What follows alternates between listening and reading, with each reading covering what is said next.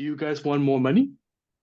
Do you guys want to make more money? Do you guys want to charge a little bit more? Because in order to look at the landscape of the Burmese branding or so-called logo design environment, okay, you have a client come in and say, okay, I want to do branding, and they say I have only 5 lakhs.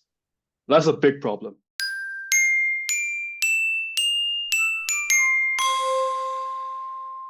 So basically, today ကတော့ like ဒီပြီးခဲ့တဲ့ session မှာဆိုရင် branding အကြောင်းနည်းနည်းပါးပြောပြပေါ့ branding နဲ့ brand strategy အကြောင်းနည်းပြောပြ so ဒီ presentation မှာက brand strategy နည်းနည်းပိုပြီးပြောပြချင်သေးတယ် so basically what I'm going to be doing right now is trying to make sure that you guys can use brand strategy to make money, to make legitimate amount of money. Because right now, I think most of the people are what we're doing right now is like, okay, we do logo, we do several other things, and then we can't really rationalize of like why we need to be asking more money. Maybe our design is better, maybe our design is a little more catchier than the other person, but how can we make a little bit more money to show our expertise in branding? Because we all know that branding is not really just like the other presentations say, we all know that branding is not necessarily just logo. Branding is basically what other people perceive your brand, what other people think of all these touch points, and figure out what your brand represents. So this is basically what branding is all about. And just because you guys are in this presentation, I believe you guys know the fundamental of branding. I know that.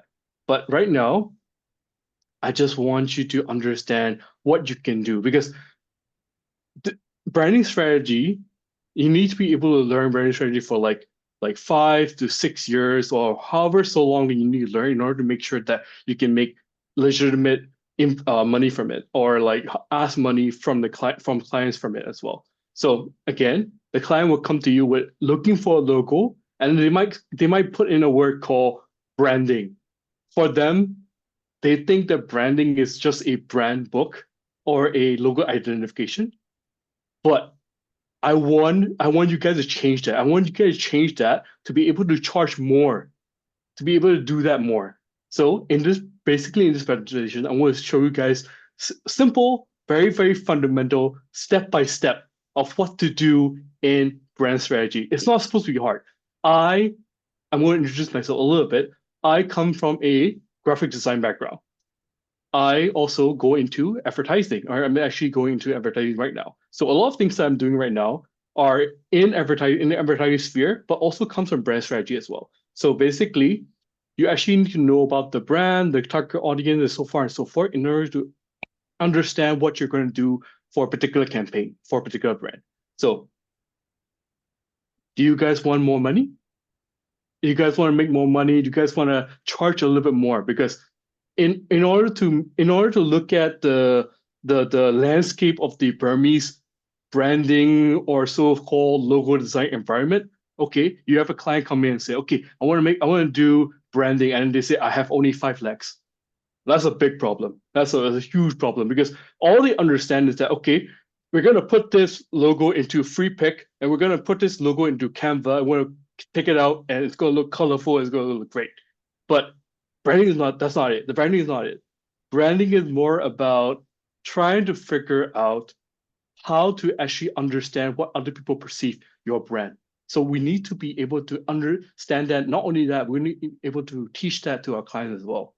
So you have a name. You might think of a name. You might figure out a logo, brand guideline, mock-up.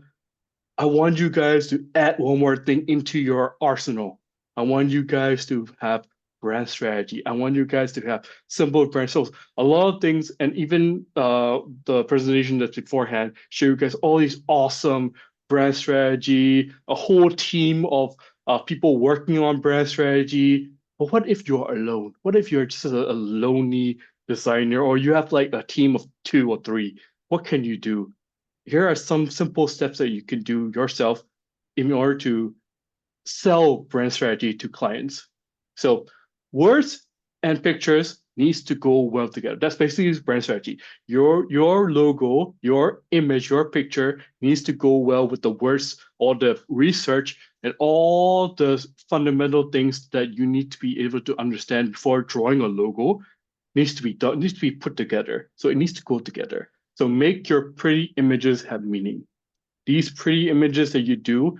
So one of the worst things you can do after an email saying that, okay, I want a logo design is to go straight into Illustrator or to go straight into your sketchbook and try to sketch out whatever you think. You need to do brand strategy at least first. The reason why is because if you do brand strategy, your ability to sell to the client is easier because there's a reason why you curve the logo. There's a reason why you put a circle in the logo. So far and so forth. It comes from the brand strategy itself. So make more money from meaningful, pretty images. That's basically the fundamental thing that we're going to talk about now. Make your clients understand the worth of what you are going to draw for the logo. So the logo is there, but then also make your client understand that, okay, we're not going to just do a logo, we're going to do a lot of other things.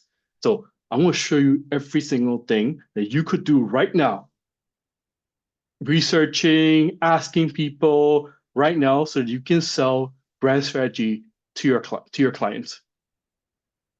So here's the step-by-step framework of a brand strategy. So first of all, like I could say all these like, okay, foundation, purpose, mission, vision, but this is also one of the presentation where I can show you step-by-step of what you can do. So foundation, purpose, find the purpose of your brand, mission, vision, goals, the how, the why, who the brand are, and the business goals. Okay, we can go there.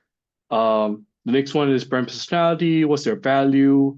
What's their culture? What's their attributes? Benefit, action, tone of voice, look and feel. And then one of my favorite things to do is to actually look at a brand as a person instead of a brand as an object. You want to look at it as a person. And this is one of the ways you can actually try to talk with the client as well. So target audience research, define who to research, interview.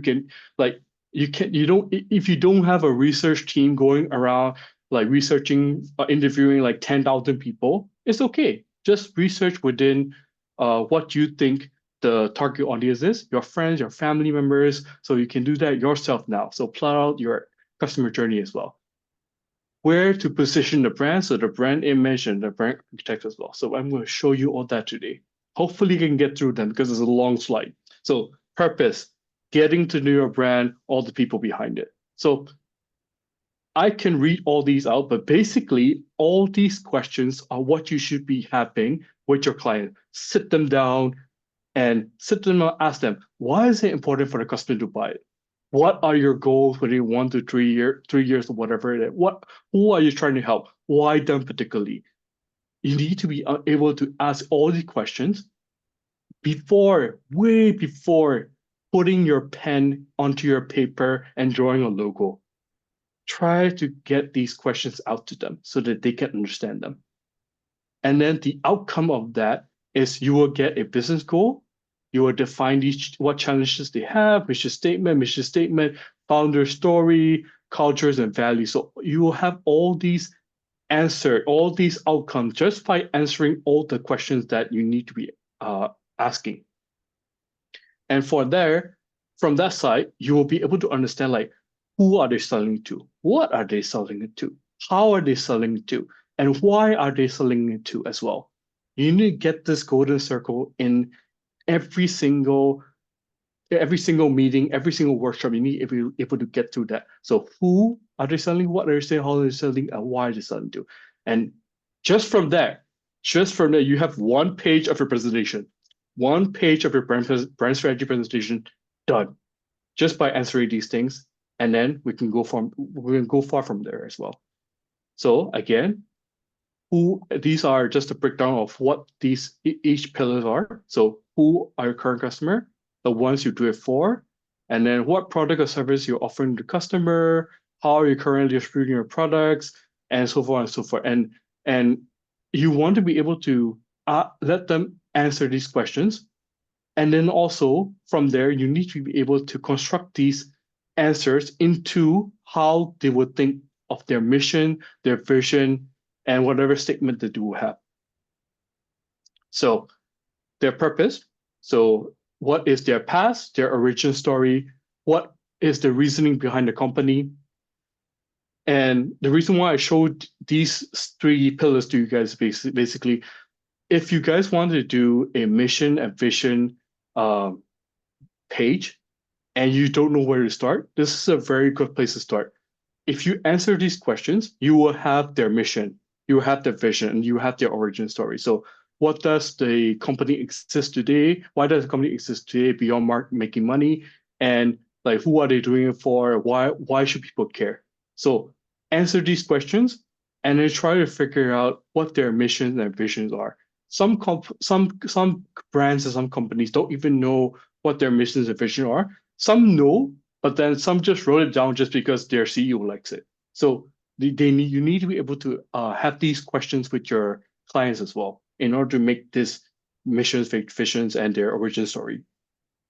And of course, you need to ask them their business goals. What are their 1-year business goal, the 3-year business goal, 10-year business goal? And by compiling all these business goals, you will have their vision, their stronger vision. So one of the questions that you want to ask them is like, if we were to meet 1 year from now, what would make you really happy and excited to share with me about your results? So some of these questions you can ask them. Sometimes it's very difficult for you to ask clients like, okay, 1 year later, what do you want to be? Every single client will say, I want to be very successful. I want to make a lot of money. I want to do certain impossible feat. But sometimes you have to direct these questions as though something that it will be something that they will be proud of saying, or what would your business feel like in 3 years' time? What would their culture be? What would their vision be? What would their aesthetic be? So these are some of the technical questions that you can actually ask them as well. So another page done in your brand strategy pages. The next page that you could be doing is something called a perceived brand challenges.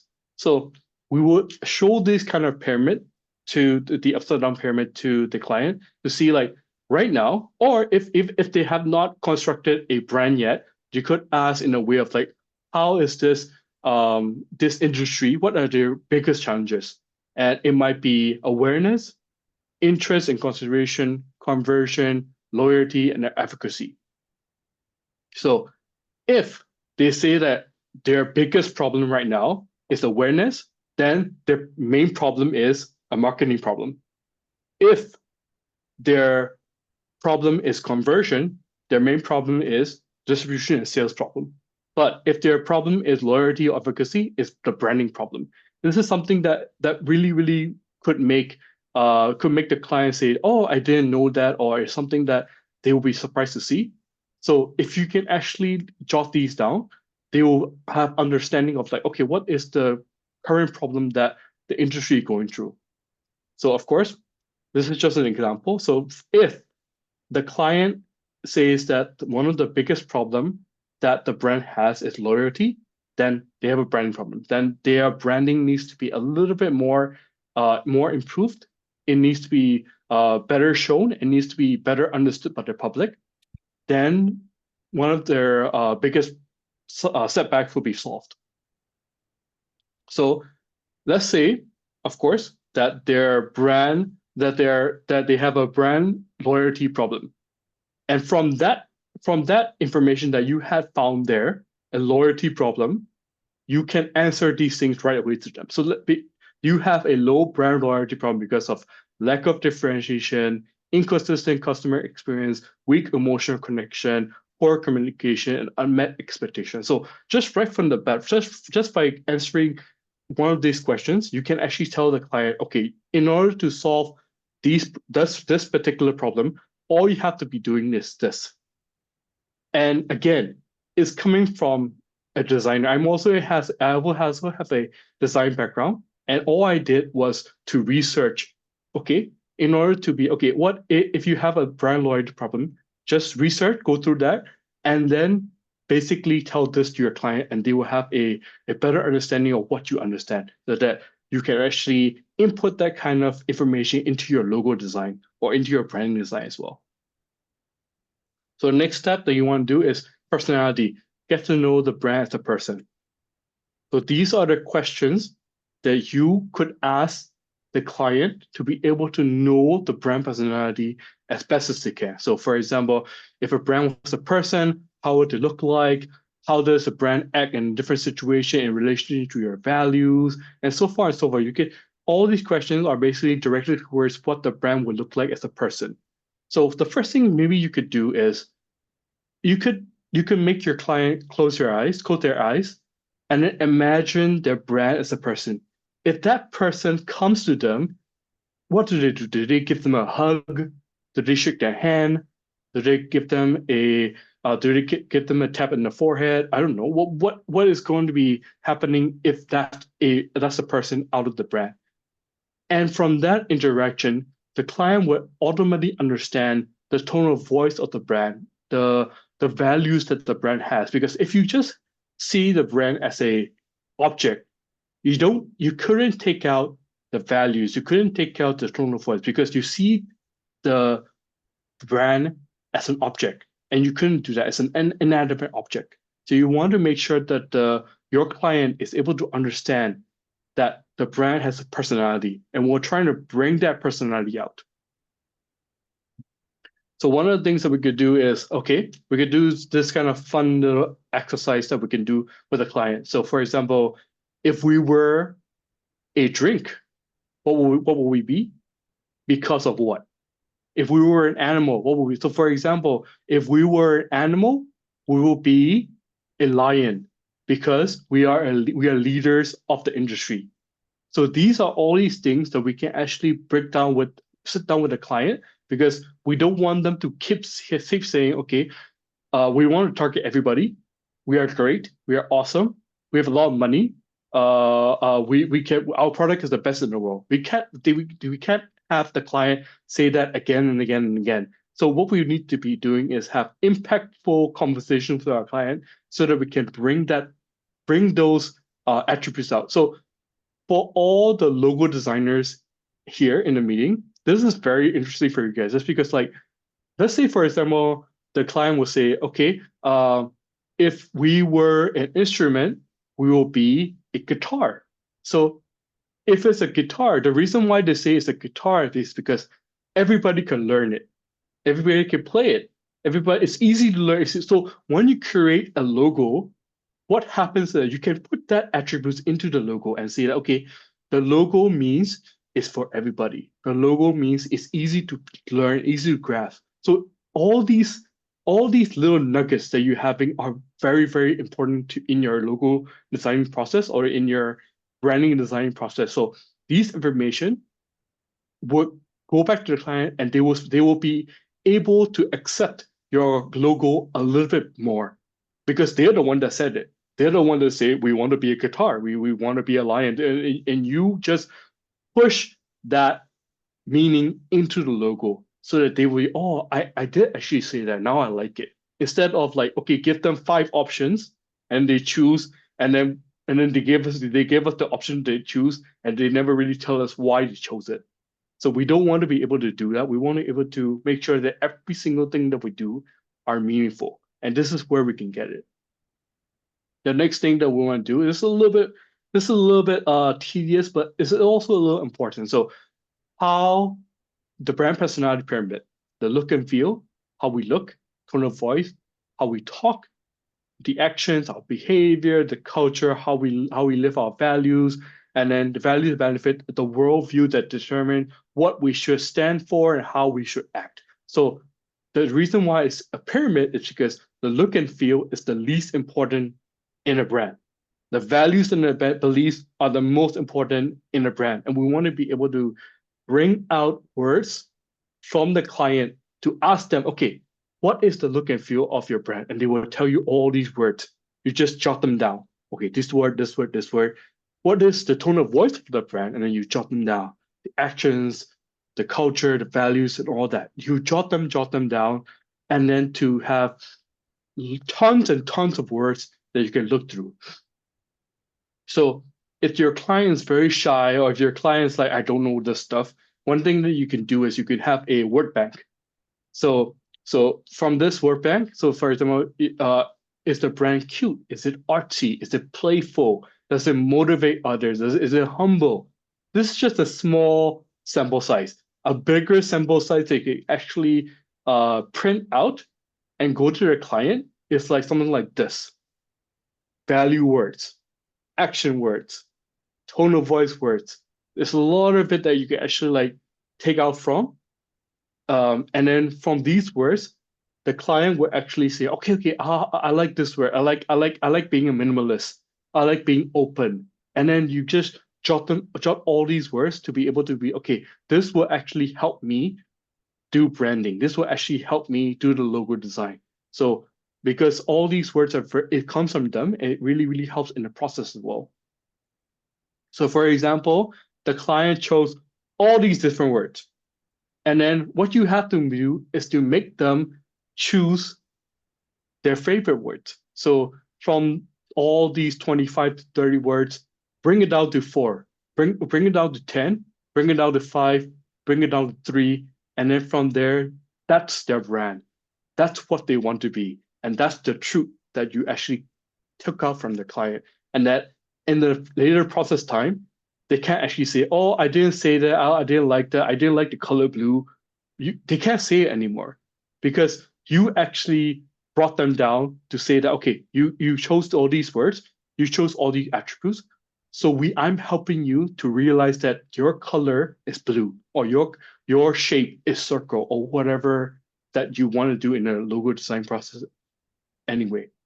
So from there, what you do is you put it in something called a brand personality sliders, and you want to be able to have the opposite of that word, not negative of the word, basically the opposite meaning, opposite spectrum, not negative, opposite spectrum of the word.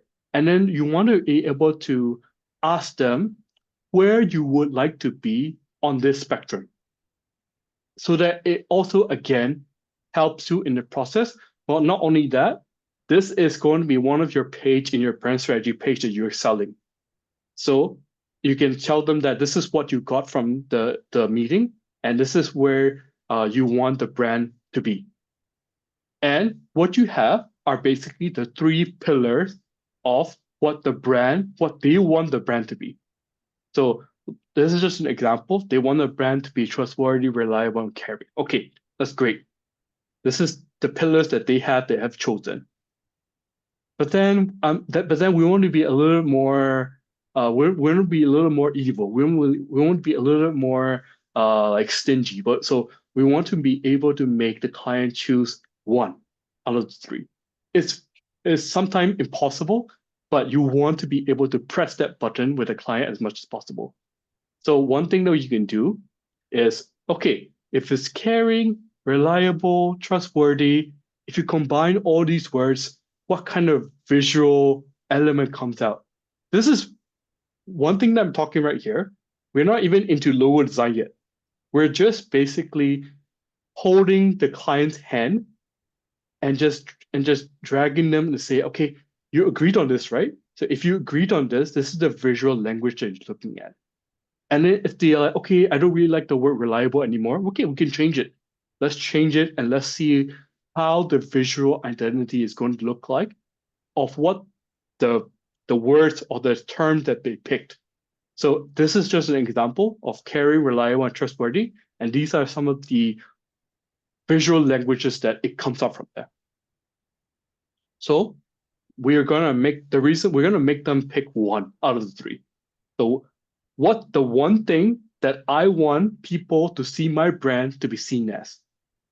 Okay, let's say they chose trustworthy. They want to be a trustworthy brand. Awesome, awesome. So one thing that we can do, just go research a little bit, go ask people, who are in marketing or people who does interviews or research or whoever. So and ask them if a brand is trustworthy, what attribute does it need to have?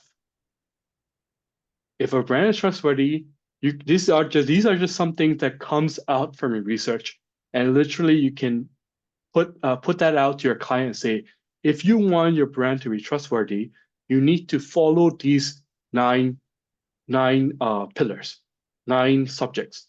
Like for example, if you want your brand to be trustworthy, you need to be accountable and own your mistakes. Then you can make your brand trustworthy. You need to maintain high ethical standards. Then you can make your brand trustworthy. So this is just one page where basically you're teaching the client, especially in Myanmar, especially in the more developing countries, as a graphic designer, as a logo designer, it's the truth of like clients and people generally don't really see you as a high regard. And I don't want that because I'm also a designer and I'm also in this field. I want every designer here, I want everybody, logo designers or brand designers, to really be proud of what they do and to really push to educate the clients to tell them that, okay, I don't just know how to draw a logo. I just don't only know how to do graphic design. I can think. I can think for myself. I can think for you. And this is something that you can do to show them, to prove them that the money that they're actually paying you is worth it. So be more educated, be more into the research part of this. It's fun. It gives meaning to your logo. It gives meaning to what you are doing. So do that more and research. Because if we're designing a logo, how far can we actually design it?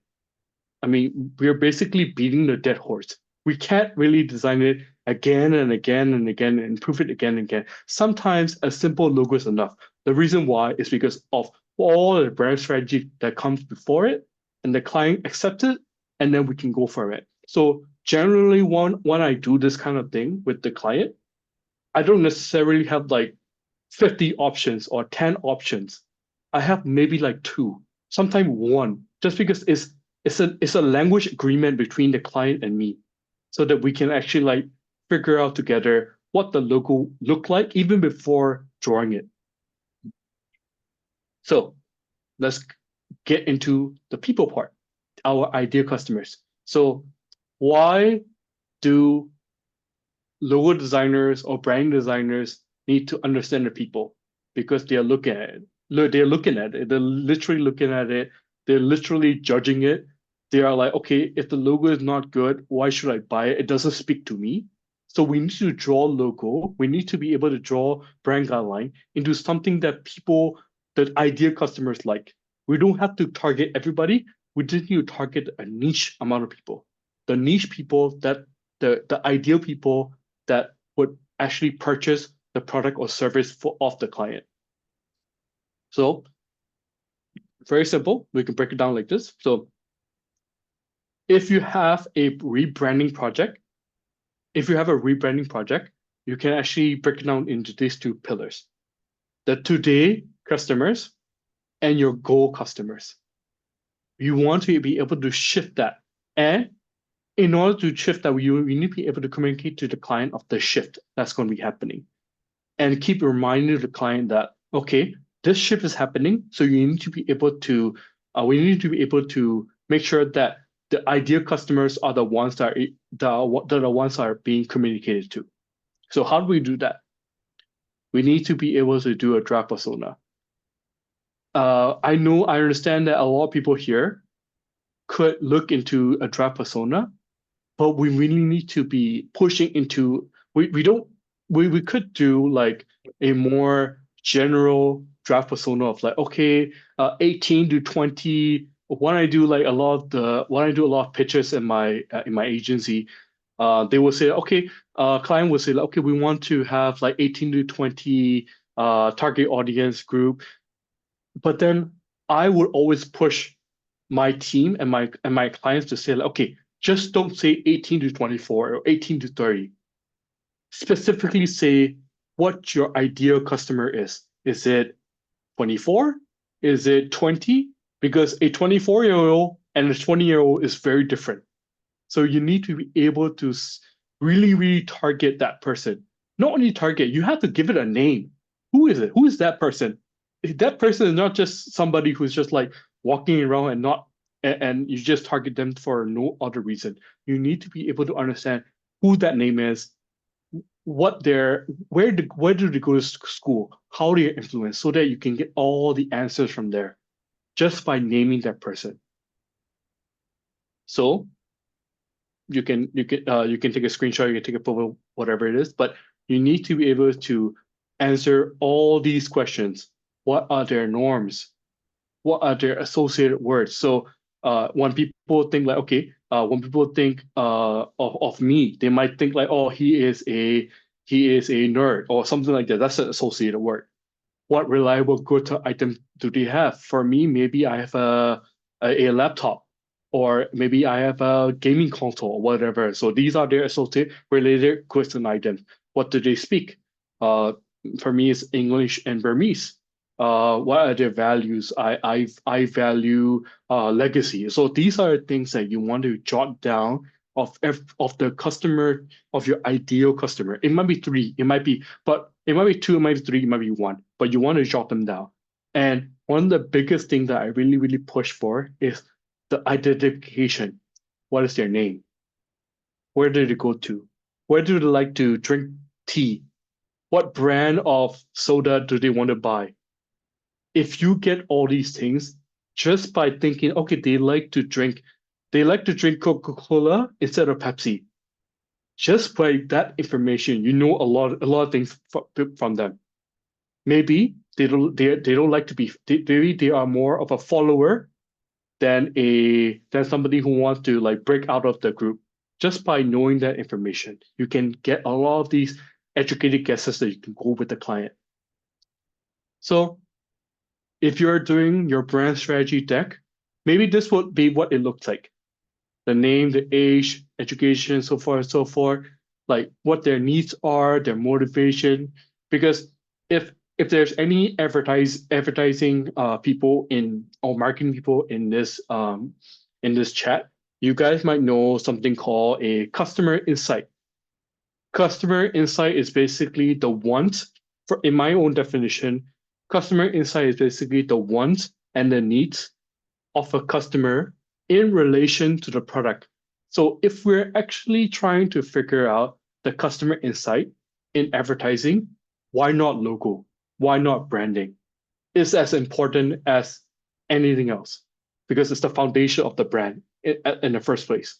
So if we're doing it for advertising, we have to be able to do it for the branding and the logo part as well. So jot all these down, push it to the client, and see if they like it.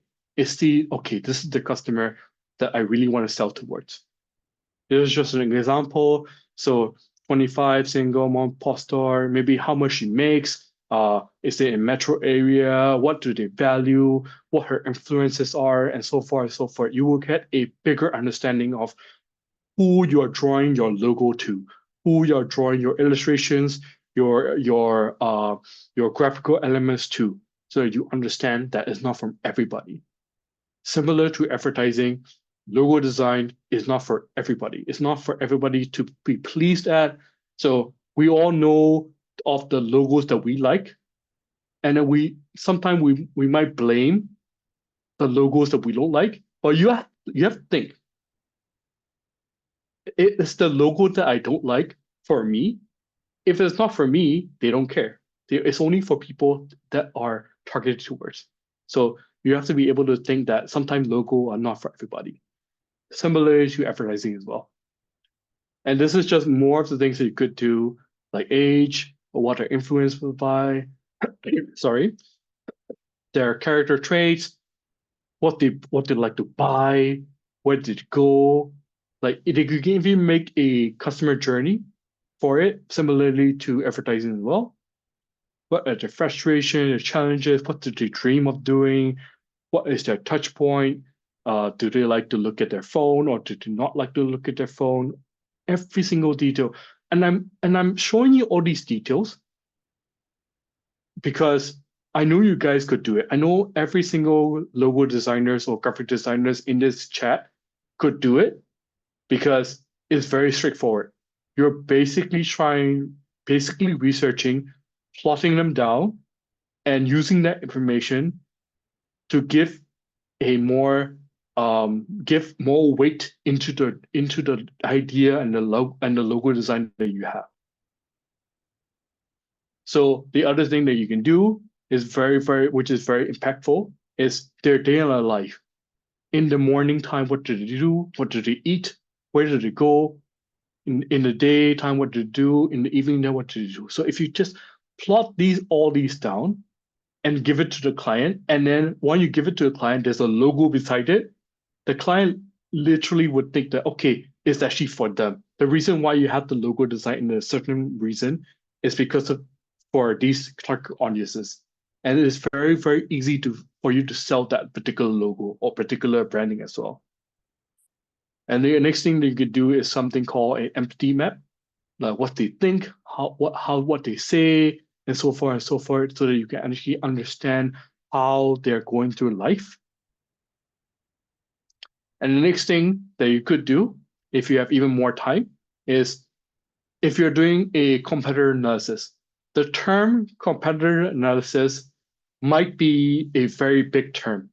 People might get scared of like, oh, competitor analysis, do I have to be in advertising or do I have to know a lot of these things? Not necessarily. Competitor analysis is very simple because we are all customers.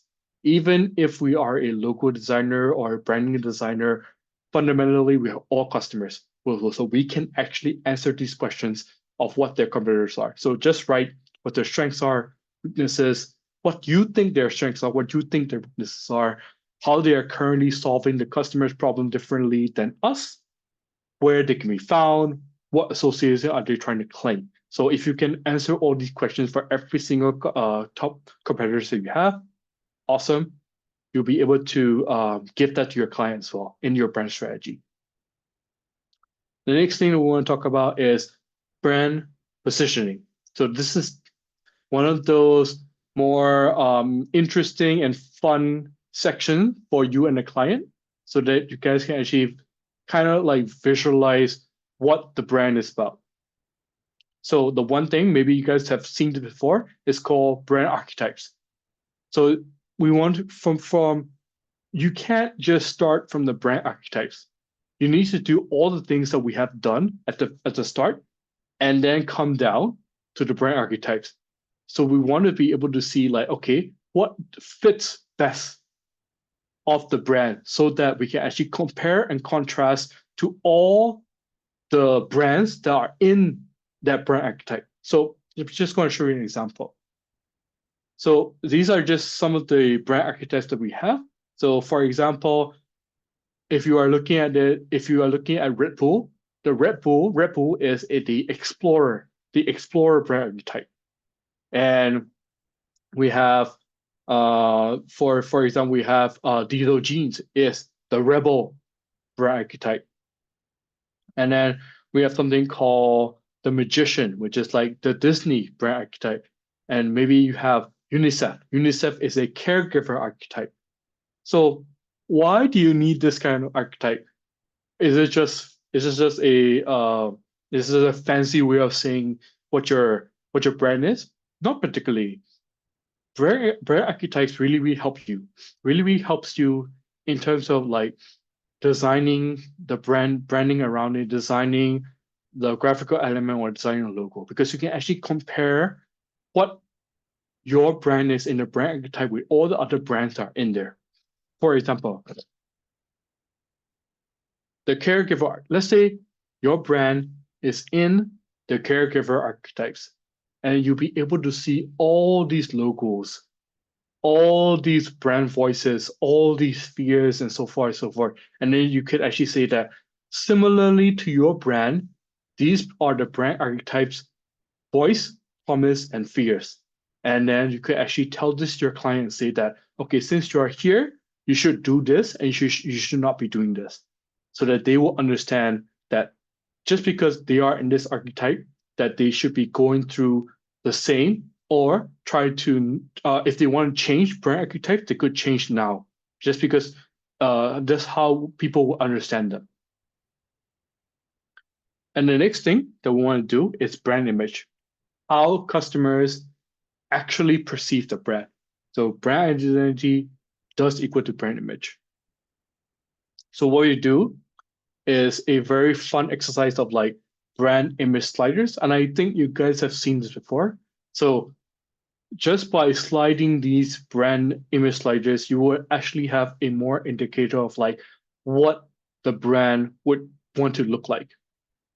So for example, if the brand image slider is like this, then you could actually have a statement of saying like, okay, this brand wants to be a young, modern, playful, loud, obvious, organic brand. And that's what they want to be. Just because of these sliders, you got this information. And after you get this information, what you can do is a mood board for them. Young, modern, playful, loud, obvious, organic brand. So there, they'll be able to understand, oh, this is what I want to be. Okay. So I cannot be I don't know, I cannot be a yellow neon brand. I need to be something more in a more loud and obnoxious and uh, like playful kind of direction. So this will make your client understand what they want, what they are seeking from all the steps that I told you guys about. You guys go through that, and then once you get here, they will have a more understanding of like, okay, what you are actually telling me is correct because we have discussed this in the previous sections. So again, when you actually try to sell a particular set of skills that you have, which is, let's say you can do a new name, you can do a logo, you can do brand guideline, you can do mock-ups, and you can do maybe taglines and so forth and so forth. From all the things that I've told you guys about, I want you guys to bring all these steps into something called brand strategy that you guys could do right now. It basically takes a day or two with your client, sitting down with them, asking them good questions, and then going through with them several of the steps, getting all this information, going through the research, asking people, interviewing people, and all these things comes in together into a brand strategy that you can actually add into your portfolio or add into your quotations, where you can actually ask the client for more money, more investment from them, so that they can understand when they start their branding process that they need to be able to understand the brand strategy part before going to logo, before going to branding itself. So if you guys have any questions, or if you guys want me to go through any other slides, I'll be happy to do that. But I think this is all we have. But the last thing what I want to tell you guys is, don't limit yourself. If you guys are a particular graphic designer or a particular logo designer or a branding designer or so far and so forth, do not limit yourself. Try to expand your horizon. Try to learn into brand strategy and uplift what people would think of you as a more of a strategist into a brand than just a designer. And this is one of those journeys that you can actually take. And if you are not a logo designer or if you're not a graphic designer, you can still take the brand strategy route and try to maybe partner up with a graphic designer friend that you have or a business partner or graphic designer friend that you have, and then try to actually sell this brand strategy with the client, sit them down and try to make them understand why it's important. Because basically it's teaching them in the business aspect of what they already know and not just showing them pieces of artworks and giving them options. And then they just chose it and we don't really have a feedback to what they want. So these are things that I just want to tell you guys about. So yeah, thank you.